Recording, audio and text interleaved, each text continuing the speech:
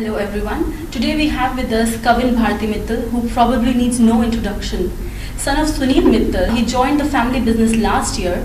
He leads Bharti SoftBank, which is a joint venture between Bharti Enterprises and Japan-based SoftBank Services, which is a telecom provider and internet services company.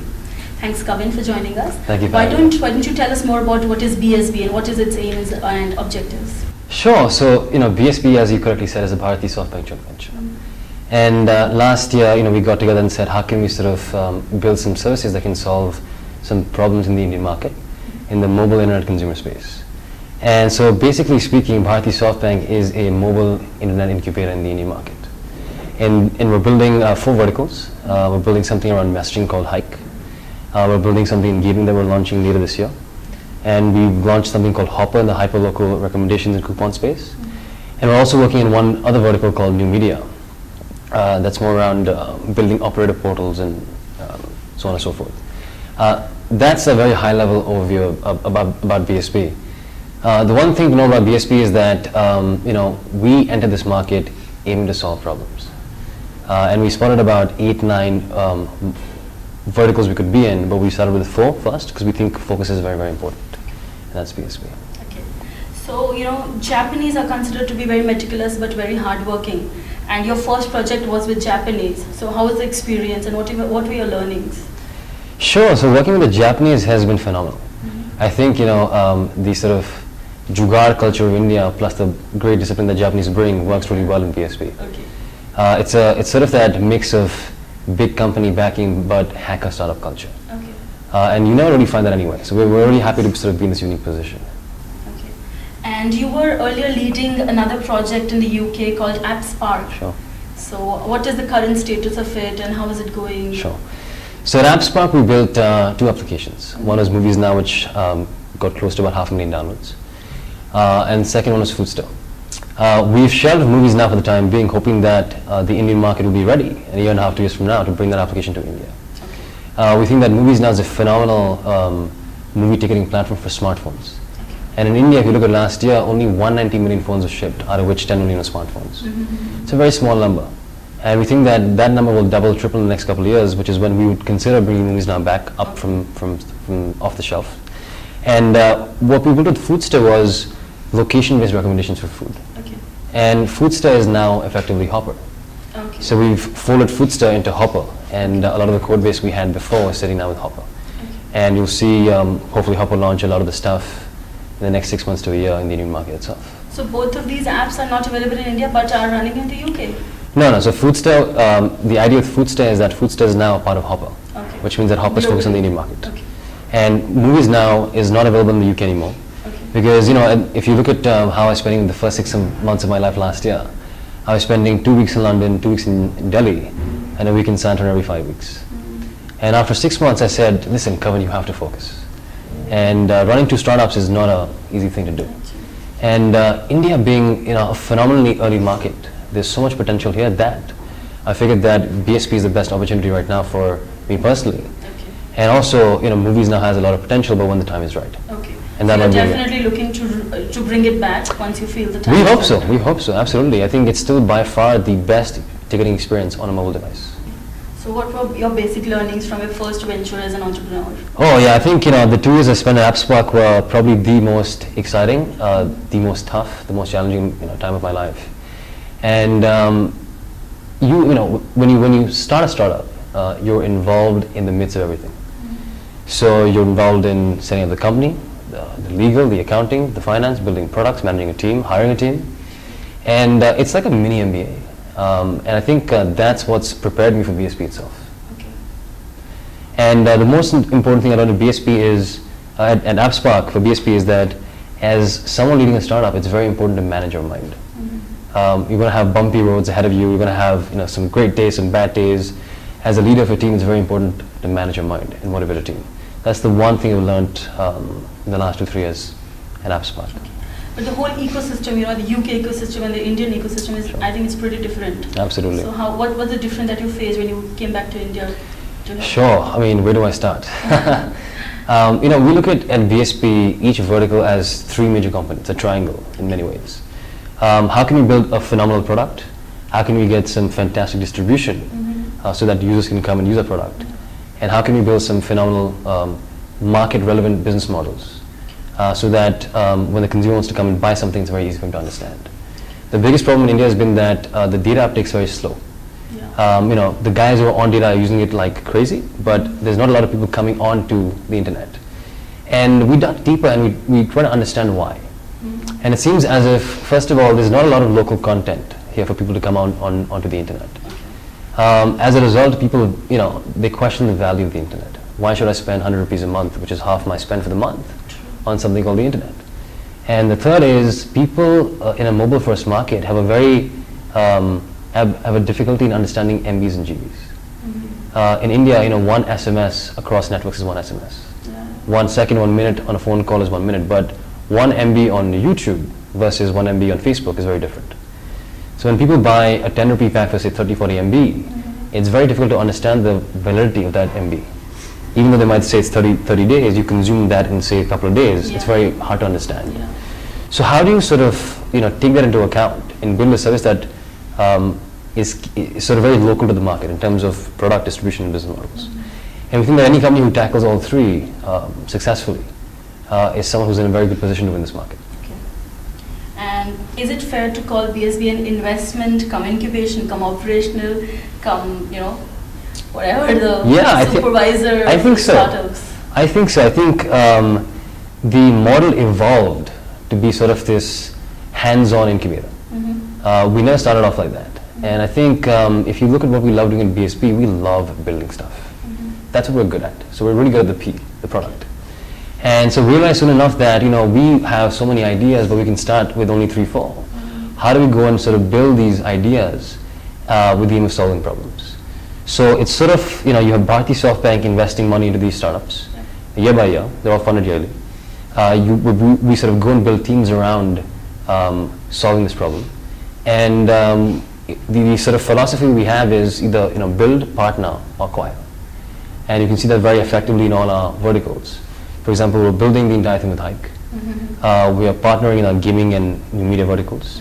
And we're also partnering / acquiring something in the hyperlocal commerce vertical, that's Hoppr. And that's our strategy going forward. If you've incubated a startup and after a couple of years, after 3, 4 years, the founders of that startup want to go move out and start another venture, what will be the whole ecosystem like then? How will the equations change at that? I think that's a great question. I think what we give in BSB is full operational freedom. So for each of the vertical leaders, they have all the tools, the network, the entire sort of backing of BSB to go and run the companies. And we invest in teams and people who actually have a long-term vision on a market. So we expect our people to stay with us, and we think that we're not thinking 2, 3 years out, we're thinking 10, 15 years out. And when we're building companies around 10, 15-year visions, the founders tend to stick. How would you sketch the business plan of BSB for sort of coming few years? What is your plan? So the one misconception people have about BSB is that we have a $100 million fund. That is not true. We fund our startups year by year. Each startup has funding for a year, and we reevaluate at the end of the year whether our startup is hitting its targets, whether the market's too early or not, and based on that we refund and we sort of relook at things. And that's the model we're going to be following for the foreseeable future. And the first announced investment was in Y2CF, and from what we understand it's a 49% ownership.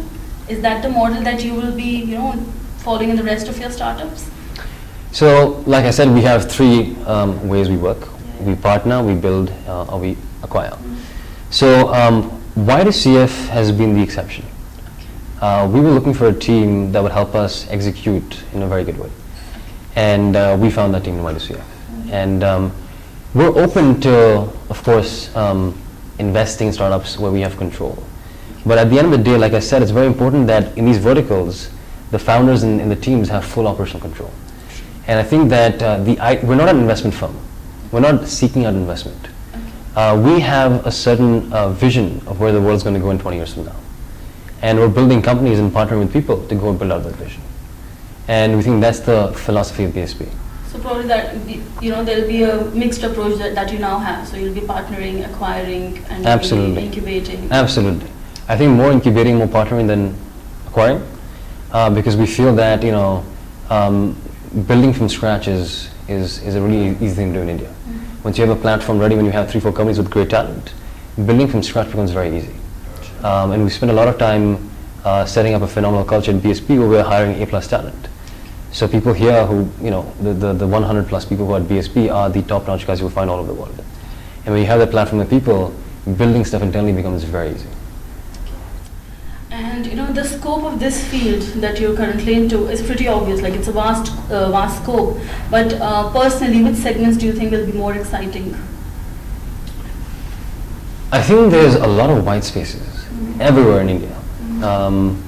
India is the first economy globally that's going to have 500 million plus users come onto the internet on a mobile device first. Now, also what that means is that you can go and solve a lot of problems with the mobile first product. And I think that there's a lot of, like I said, we spotted about 8-10 problems in the Indian market, only on the consumer side. We chose to focus on 4 because we're passionate about those 4. So there are a lot of opportunities. For example, infrastructure in India is a big deal. We think that cloud computing is on the advent of taking off in India, but there's still a lot of issues. In the ecosystem, you can do stuff around point-of-sale systems. We think that organizing offline retail is a big space that people can play in. And I think it's not about just building apps. I think we look at apps as distribution. Most companies work, hey listen, let's go build $1 billion business. To build that you need to make a lot of money. For that you need people paying you a lot of money. For that you need a product, a team, and so on and so forth. We work in the opposite way. We say, okay, fine, what problem can we solve? Is there a problem to be solved? Can we build a phenomenal team around solving the problem that can build a phenomenal product? If we build a phenomenal product, can we drive happy users to our platform? If people are happy and they find utility in what we're building, we believe they'll pay us. If they pay us, we'll have everything else. So the idea is we want to make profits to solve more problems. That's the idea. And that's how we look at the market. And for us, there are about, like I said, 8-9 ideas. But, we've looked at a certain set of ideas. There are probably hundreds of more ideas in rural India and suburban India that we haven't looked at. But being at such an early stage, there is bound to be a lot of opportunities. But India does come with the challenges. For example, billing in India. Online billing is controlled by the operators. I think that's a very sensitive topic amongst everyone. True. But what we realize is that operators are now looking out 3-4 years and saying, hey, listen, we have to play ball in the developer ecosystem. And so you see that change very fast too. And I think the pieces are being put in place in the next 6 months to a year, so that in 2 years from now when the market tips, the ecosystem can be built. And I think, as BSB, we're one of the players in that ecosystem that's helping out in any way we can. Must buy and /Hoppr is most likely, a location-based deal kind of a thing for mobile platform. Do you think it's a little late to enter the daily deal space? It's already dying in India. That's a great question. I think that's what people see. People see Hoppr as a daily deal site. But like I said, we have a long-term vision in all our companies. The idea behind Hoppr is, hey, listen, there are 600 million plus people that are using a mobile phone that's always connected to a network. Voice, SMS, internet. How do we help these guys find what they're looking for in the world offline around them? So how do you sort of make the real world easier to use? And for merchants, there are a lot of people around them with these devices. Who are they? And how do you make them walk in? So those are the 2 big problems we're solving. And we think that deals is one very small part of it. So the thing we have is, vanity drives virality, and utility drives retention. And we're in a space where we're sort of we're educating the user about check-ins, this whole concept. And the idea is that we're sort of one of the early players in this market that has to educate the mass about check-ins. That leads to coupons and recommendations. And my point is that, vanity is, hey, listen, I have that coupon, you don't. Mere paas hai, tere paas nahi hai. And we think that is where coupons come in. But that's step 1. And step 2 is, how do you sort of keep people retained in the system? And we think that that's recommendations. Imagine when you check into, a cafe coffee day, and it says, hey, thanks for checking in, you have 1,000 points. By the way, if you spend more than 100 rupees, we'll give you 25% off. By the way, the chocolate gatto cake was the most loved dish this week. Why don't you try it out? And that's exactly what Foodster was. So this is a platform that sort of combines the sort of, both the sides, the merchants and the consumers, and solves both problems. And we think that this is a great start. And there's a lot more we want to do in the Indian ecosystem, but we start here. I think it's still in beta mode. Yeah. So when is it coming out publicly? So we have seen some phenomenal traction from Hoppr. Okay. We're seeing double-digit growth every month. Every month. And it's only available on SMS. There's no app right now. It's coming out very soon too. And the issue in India is that location data is not readily available. Yeah. So we're working very closely with the operators to make sure that that platform is reliable. Okay. And even in beta, we're seeing a lot of usage, which means that the idea about beta is not a buggy product. It's about, hey, listen, we have 10 features we want to launch. And we can't launch all 10 in one go because of the ecosystem. Let's go start with 2. Okay. Let's polish them off. So Hoppr and even Hike will be in beta for at least another couple of months. But we don't like to put taglines in a timeline as to when this will come out of beta. Because we're seeing a lot of traction, we're seeing a lot of people using the application, we're seeing happy users. That's the idea.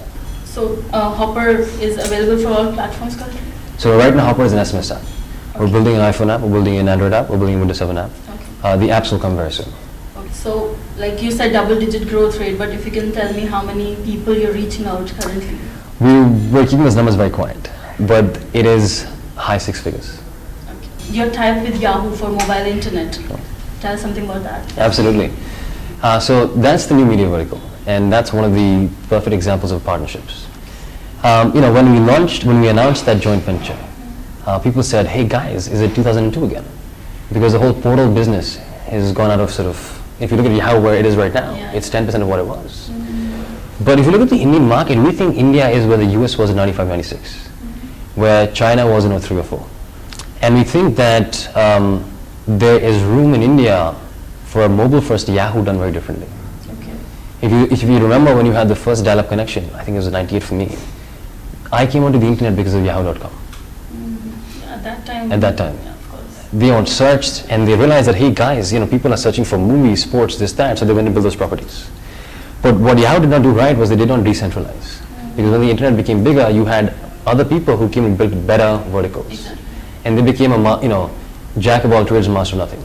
Google came, took search, some other guys took something else, and so on and so forth. And so we think that Yahoo Japan is a whole different entity than Yahoo Inc. Okay. And with the SoftBank partnership, Yahoo Japan has done a phenomenal job, mm-hmm, of building the Yahoo.com for SoftBank in Japan. Mm-hmm. And we want to do the same thing in India. So the idea is that for the massive population that does not know what the internet is, we think the Yahoo Japan partnership could be a great way to bring those guys online. So what exactly, what will be the features of that? Like if you can tell something more specific about sure. What will be.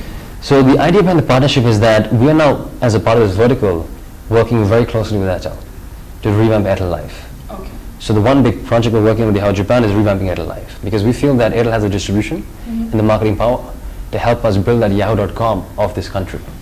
And the idea is how do we go revamp Airtel Live, make it more reliable, make it so that people can find and discover content very easily. What we realize is that people, when people come onto the internet, they don't know where to go.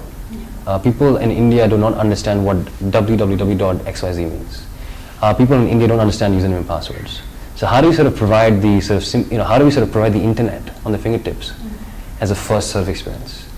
And we think the idea is we're only working with Airtel right now. But we're very open to working with the Vodafone idea as and when the discussion sort of makes sense. But we think that the live portals the operators have is a golden asset sitting there in a mobile-first economy.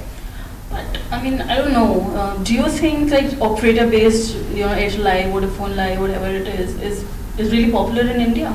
You'll be surprised. We've seen about 7 million plus monthly actives, mm-hmm, on Airtel Live. Okay. That's a lot more than most platforms in India itself. And what we want to do is grow that, because we feel that, like I said, being at a live, the operator has a lot of power to market and distribute it, mm-hmm, and bring people online. So it'll be like a cross content portal kind of a thing. Absolutely, that's the idea. Okay. And the idea is that we're sort of taking over Airtel Live, but building properties under Airtel Live that are decentralized. And we can't share too much as to what those are, but in the next couple of weeks you'll see us launch something very interesting. And you already told us about the traction for Hoppr, and if you can tell us what kind of traction you're seeing for Hike. Absolutely. So Hike is, Hike's is a personal passion of mine. I've, for the last couple of years, I've always wanted to do something in messaging myself. And what we noticed in the Indian market was there are 500 million SMS users, but SMS has become a channel for spam. And with the cheap bulk SMS rates, telemarketers are abusing the whole channel, despite DND, despite NDNC, and so on and so forth. And SMS is just not fun anymore. I get 10, 15 spam messages every day. And all the SMS replacements that are out in the market are all closed off networks, which means that BBM, you need BlackBerry. For iMessage, you need an iPhone. For WhatsApp and Kik, you need a smartphone and a data plan and WhatsApp at both ends to communicate. In a market like India, where data is not widely available, where smartphones are still low number, these models don't work. So the idea, and what we realize is that people have a Gtalk ID, a Yahoo Talk ID, Yahoo Messenger ID, WhatsApp ID, SMS ID, BBM ID, and you have 10, 15 friends on each network. And you're managing 5 different networks and 5 different IDs. And so we were like, is there no application that combines the real-time free nature of instant messaging with the openness and ubiquity of SMS that's spam-free? And we couldn't find one, so we said, let's go build it.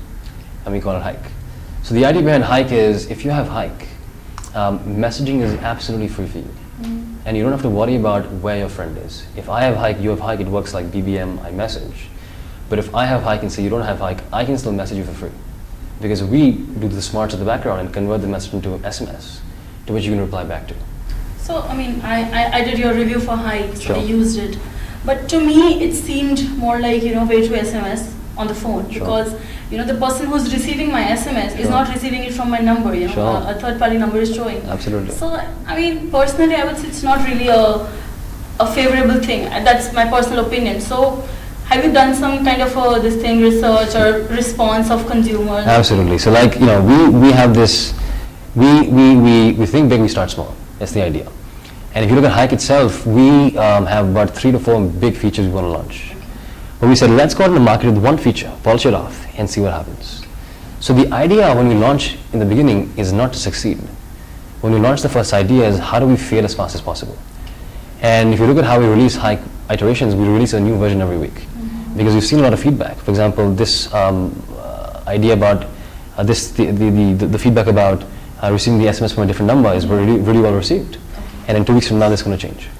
So we listen to feedback very carefully. And the idea is, how do we get something that's polished out there so we know what people like and they don't like?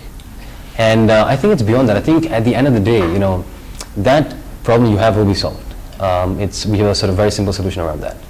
But the interesting part about Hike is that the whole Hike to SMS part is very powerful when you look at group chat. And the idea is, if I'm on Hike and say you're on Hike and say 10 of our friends are on a Hike, I can add you all to a group and have a group chat. And that makes messaging very seamless, because I have one inbox and I have 10 friends who are on Hike and not on Hike, I don't care. And that's a very, very powerful feature, and we think that that's what's going to drive Hike up in a big, big way. But again, if you talk about SMSing, all the operators have free SMS packs, and they're pretty affordable, not very expensive. So what would drive a consumer from moving to his, operator-based thing to Hike? So, the idea behind Hike is we work very closely with the operators. We have Airtel, Vodafone ID on board. And there are enough packs in the market, 60 rupee packs, this, that, so on and so forth. What we had to do by making free messaging for life was match that. But if you look at SMS, there has been no innovation in SMS in the last 10 years. It's a very dull protocol. And we're saying, hey, listen, you can pay 60 rupees for SMS, or you can pay 0 and get 100 times better the experience. With SMS, you can't do group chat. With SMS, you can't do file transfer. And with SMS, you can't do status updates, etc., etc. So the entire experience is a lot richer. And we're not only building this for smartphones, we're building this for feature phones too. And so we have Nokia almost on board. We have Carbon, Micromax, Lava. We're talking to all the OEMs to get them on board. So the thing about BSP is that we see ourselves sitting in the middle of the OEMs and the operators. And the idea is, how do you sort of build an ecosystem that's win-win-win? So they have the distribution, they have the business models, we have the product. How do we combine that and go forward? So so coming back to Hike, we're seeing some phenomenal traction. It was a bit surprising to us because we have not marketed the service at all. but we're seeing so we have at least now 85% stickiness in the application, which is a great sign that people are using the application. And we want to just build on top of this one by one and take it forward. So, any numbers? Too early to tell. Very, very early to share. Percentage?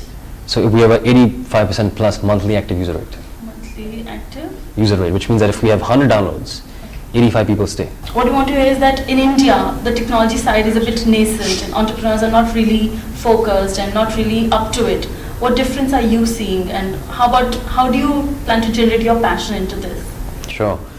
So I'm very passionate about building stuff that has an impact on people's lives. I think that's what it is. And as a CEO of a company, it's very important to drive three things: design, technology, and strategy.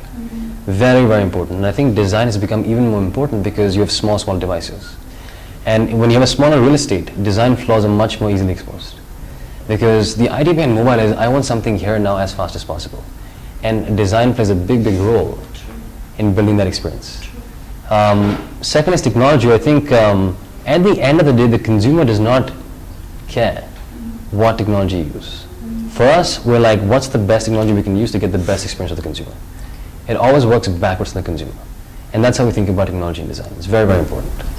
And what is your take on, do you think Indian investor, Indian VCs do not have that risk-taking psyche? They do not like to take much risk. They want a product in hand, a business model in hand.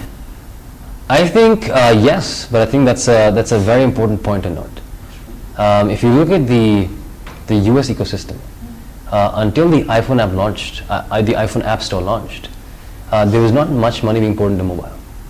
What Apple came and did was they completely turned distribution and the whole business model around mobile apps on its head. And we think that in India, in 2 years, that's going to happen. The reason VCs are very careful and cautious is because the ecosystem is not privy or accessible to small newcomers. A small 5-man team has to go chase a vast guy down for 9 months, convince him that his app's going to make money at an early stage when he doesn't even know whether its product's going to fit the market or not. Then chase him for discoverability and then get 20% revenue share. So I think that is a big, big issue. That's changing now. When that does change, we'll see. I personally believe we'll see a lot more appetite in angel funding, in seed funding, and VC funding too.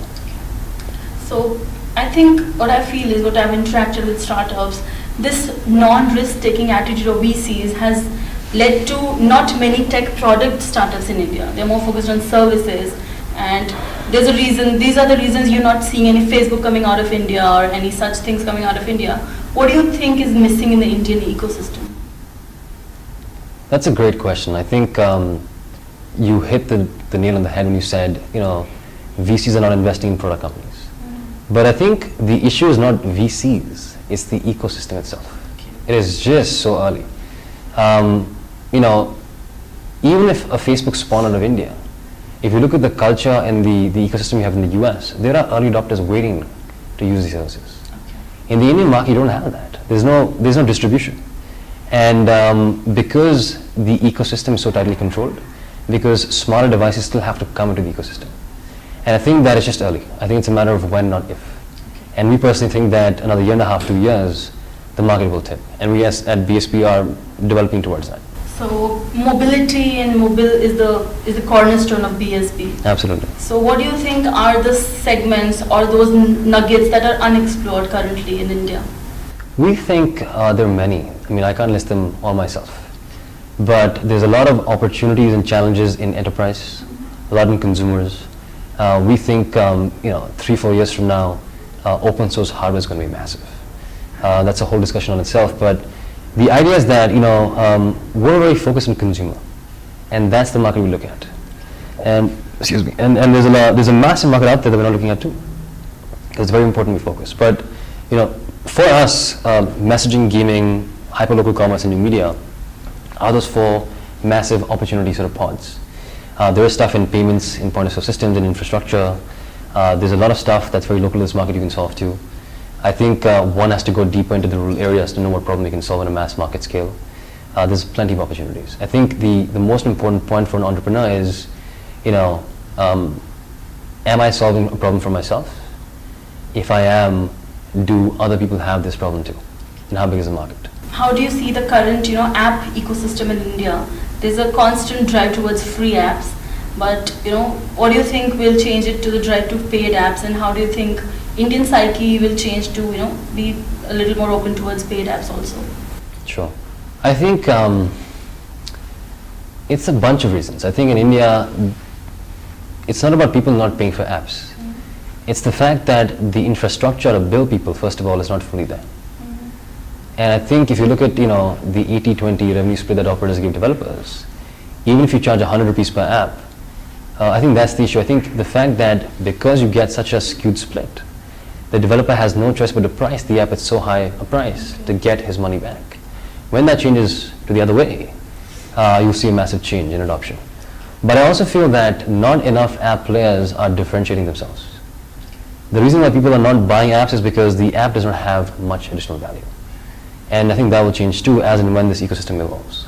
So does BSB's involvement with Bharti as a group, affects some of the companies or apps that you're working with, which are carrier agnostic or network agnostic? Absolutely not. I think the first thing we decided about BSB was that, we're building for the internet community. And if we are to build something very impactful, get into critical mass as fast as possible is very, very important. And you cannot do that by building behind a walled garden, which means we can't do that by building behind Atom. And the first decision we made was we're going to be working with all the carriers, all the OEMs in the market. And BSP is a completely separate company from Airtel. It's a Bharti enterprise company, not a Bharti Airtel company, which means that we're a fully separated company from Bharti. Airtel treats us as a third-party vendor. We treat Airtel as an operator we talk to. And the relationship we have with Vodafone Idea and Airtel is very transparent. The deals we give to Airtel, we give to Vodafone Idea. The deals that come to Idea Vodafone go to Airtel. Very transparent. M-commerce, what do you think of M-commerce? The way e-commerce is functioning now, currently it is booming, but I don't know how soon the bubble will burst, but currently it is at its peak. Do you think M-commerce will become that kind of a space very soon? M-commerce is a very broad term. People think of M-commerce as payments. People think of M-commerce as deals. There's a lot of breakdown in there. I just think that a lot of the if you look at Snapdeal and Flipkart, phenomenal companies doing some fantastic stuff in the market. But I think that for these companies to survive in the next 5 years, they will have to make a massive transition and understand how to crack the commerce space in mobile. And I think that's not an easy task to do. But that said, 5-10 years from now, most of the transactions in India will come from a mobile device, because that's the first access point for a consumer, for most consumers in India. And I think the e-commerce model is great because in villages you can't set up shops. And if you have a mobile device and you're ordering your t-shirt, your groceries and this and that, that's a big deal for a guy sitting in a village. And we think that that's going to be huge. But there's a lot of work to be done by existing companies to go and tackle that market. So that brings us to mobile payments, M-payments. Sure. So what is the view on that currently? I'm a big believer that in 3 to 5 years from now, a lot of transactions in India will come online. I think that the biggest issue in India has been infrastructure. I think it's not only about M-payments, it's about online payments. If you look at Snapdeal and Flipkart, I think they do about 60% of all their payments on cash on delivery. The reason is because there's a massive failure rate on transactions online. I think that's one big part of why people don't trust payments online. And the trust has not been built. It's very much like the US was in 95-96, the same situation. And that will change as people build better brands. If you look at what Flipkart's doing, they're doing a phenomenal job of building a fantastic brand. And you can see the COD percentage is going down and down on a yearly basis because people are trusting them. I also think that you have these really cool initiatives like the semi-closed wallet initiatives like Airtel Money, OxyCash, IDV's Cash Card, the Beam is it. And I think there's a lot of potential for these guys. Although I think that India is a very cash-based economy, and to replace any existing paradigm, the new paradigm has to be at least 10 times better, 10 times more seamless. And in terms of Airtel Money, if you look at how they do it, it's a phenomenal idea, but they've done it over SMS and USSD. And paying over SMS and USSD is not 10 times easier than cash, it's 100 times worse. It's very tedious. And so I think they're launching an application now very soon that makes that experience much more seamless. But I think it's more to that. I think that mobile payments will take off when NFC hits India. because NFC is just a tap and you pay. Yeah. That is much more seamless than cash. So would we see BSB addressing this pain point? We took a cautious decision to stay out of payments. Okay. We think that payments requires a lot of funding. We think that for a payments provider to succeed in India, one has to go and build massive distribution. And that itself requires a big, deep pockets and a focus on payments. So we see ourselves working very closely with payment aggregators, payment wallet companies like Airtel Money, IDC Cash, Galaxy Cash, but we do not see ourselves entering the payments market. You must be interacting with other sons and daughters of major business houses of India. So what impression are you getting about the emerging Indian family business Inc.? So I spend most of my time in this office, and this is like a second home to us. And the idea is that people are positive about India in general, but I think that there's a massive shift happening where India is becoming more global. And I think if you look at India as an economy, we're much more westernized than China. We are a very outward economy, not an inward economy. I mean, a big part of India is inward, but we have a massive speaking population, we're a democracy, and so on and so forth. So I just think that people have a lot of optimism for the future. Let's put it that way. We think that not only the internet space, but there's so many untapped opportunities in India itself because we're so underdeveloped that people are very optimistic for the future. In your case, but it's not really unusual, but a bit rare for Indian like enterprise like Bharti and the next generation coming up and starting something altogether new and different. So how is the feel of it, and starting something completely different from your family business? Also, your brother, I think, is a part of international Bharti Airtel wing. So how different are you from the Mittal siblings? Sure. So if you look at Bharti as a group, we have the flagship is Airtel.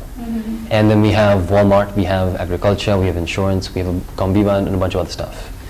And I think BSP fits in as one of those verticals in the Bharti Group. Okay. And so it's very much part of the family group, family business. And I personally think that for Bharti to be relevant 5-10 years from now, we need something like a BSP. We have to have a play in the internet space. And my kick comes from starting something new. That's where I get my kick. And I have no problem spending 20 hours a day on something that's brand new, that's a little sort of early stage startup. And the entire sort of team here feels like that too. And my brother spent about 1.5 years, 2 years in Africa learning the business in how sort of telecom works. And that's his passion. And I think that complements very well. And I think he's doing his MBA now in the US. But when he's back, we see him jumping back into Airtel and sort of taking more responsibility there. You already talked about it, but what really excites you to build an early stage startup rather than joining the family lineage? I think this is also part of the family lineage, let's be honest. I mean, telco, internet, one and the same thing. But I've never been a fan of the status quo. There are always opportunities to do things better and in different ways. And I think that BSP is a reflection of that. We always, in what we do, challenge the status quo. And the speed that you get out of building a startup in this space is phenomenal. The fact that you can launch an app for $10,000 in the market, get feedback instantly, tweak, and change and find product market fit in about 2-3 months is very, very amazing. That speed you get is phenomenal. And we love that because at the end of the day, that's how you can make an impact much faster. Whereas if you look at, say, telecom and say retail, it requires massive upfront capex investments. And just the speed you get and the feedback loop, the cycle, is phenomenal. And I think that's why my personal learning curve has been very, very vertical, because the amount of feedback you get is so fast that you're learning and growing as a person much faster as well. And just starting something new itself, regardless of the internet space, is exciting because it's creative work. I mean, it's like planting a seed, like nothing was there before. And when you understand that, and you know that if you push in, something's going to come out, that feeling is a phenomenal feeling. And that's something, you don't want to let go after a while. Yeah, but you said, telecom, internet, it's quite related. So wasn't there an opportunity for you to start this very thing inside of Bharti Airtel itself? Yeah, absolutely, there was. But if you look at how telcos are run today, and if you look at how internet companies run today, it's a very different organizational behavior, it's a very different structure, it's a very different culture. I think that if BSB was sitting inside Airtel today, this would not have been a success, or not even had a chance, because we feel that something like a BSP has to have its own separate culture. The way we work at BSP is very different to the way we work with telco. It's a culture difference. I mean, think about it this way. You would have never seen a Facebook or Google spawn out of AT&T or Verizon. Never ever. There's a reason for that. There's a massive culture difference because, these companies spawn to solve a problem. It's a very different culture you have versus a big sort of incumbent in the market. And initially you said that you wanted to focus on 8 to 9 vertical, but you first chose to focus on 4. So what would be the 5th or 6th or 7th vertical that you would? So, the idea was never to focus on 8 10 verticals. The idea was, hey, listen, what problems can we solve? And we spotted about 8 to 10 problems we could solve in the market. Okay. We're doing some interesting things behind the scenes that no one has seen so far. And we're building it for, BSP companies itself. And we think that infrastructure in India is a big, big opportunity. And we might be making a play in the next couple of years in that space. And like I said, we have a 5-10 year vision on all our verticals. And so unknowingly, it's possible we enter into different verticals, but under the same brands. And time will tell. Ambitious mobile companies who want to join BSB, want to get acquired by BSB? Think big, start small, and build a phenomenal team. Very, very important. And if you drive design technology, we would love to meet you guys. And those are the kind of teams and companies we're looking for in this market, to partner with, to work with, in any way possible. And that's what we're looking for. Thank you for talking to us. Thank you for having me. Thank you.